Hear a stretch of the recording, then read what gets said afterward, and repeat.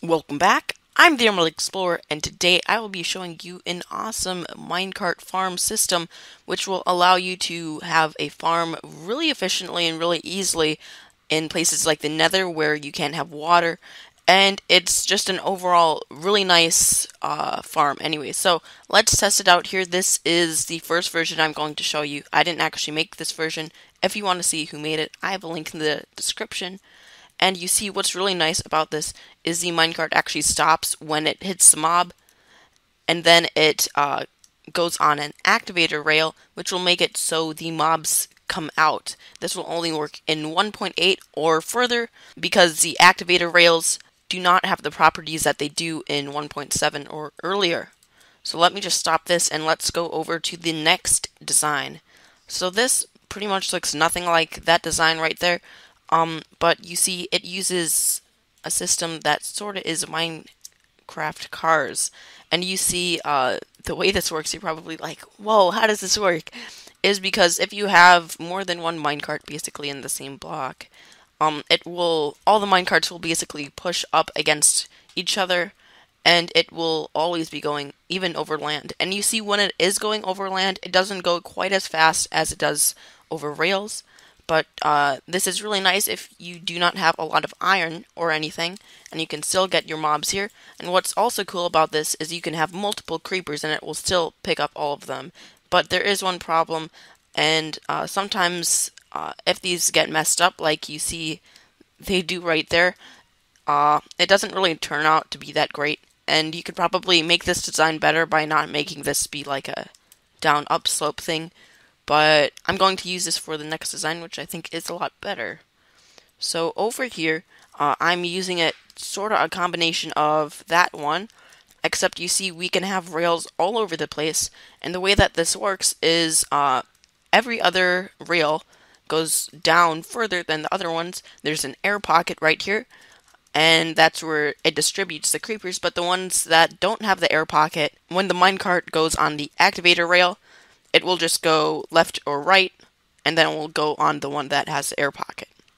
So you see, let's do this, and you see when you do have minecart cars on rails, you see they go insanely fast, and we could just demonstrate the mob farm by just placing down a ton of creepers. I don't really want to get in a minecart, so let's try not to do that. And I sort of did that there, but you see, this can be really, really nice if you are having a ton of mobs and just want them all to get funneled down. And of course, I don't have an activator rail there. I don't know why, but let me just place this here. Okay, so now those creepers should be distributed. Yeah. And if you do have a wall next to this type of farm, like right here, it might not work just because the properties of the activator rail change. And generally, these minecarts like to distribute their creepers or whatever mob is in it to the northwest. So you can check that by pressing F3. Let's just stop this. And by the way, I do have half slabs right here, just so I can easily place down more minecarts. You see, I can just place down minecarts there. Okay, so this is the next design here. You see, with this design, the creepers actually got suffocated quite a bit when they went into this block, and they could lose one heart in just one trip down here. So that might not be the best if you want to make all the creepers have a half a heart if you want to have maximum efficiency. So the way I prevented that from happening is I made my activator rail have a repeater facing into it. This, of course, is going to use more redstone, but at least it doesn't have any suffocation damage. And with this design here too, another problem with this is if we start this again, you see if we have a minecart down, it basically wrecks the whole thing. So if the car separates, it's pretty much doomed.